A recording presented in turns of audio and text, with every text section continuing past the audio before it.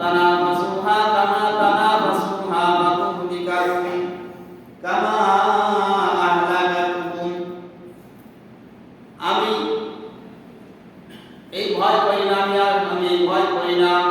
তোমরা অভাবের কারণে নষ্ট হয়ে যাবে, আমি এই ভয় এই আশঙ্কা আমি করি না, বরং আমি আমার ভয়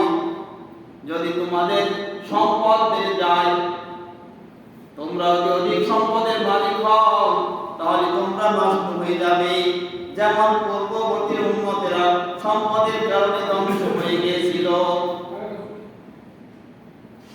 বলা হয়েছে সম্পদ কম, এই কম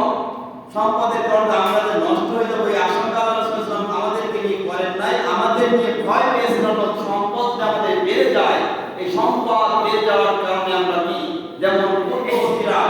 পূর্ববর্তী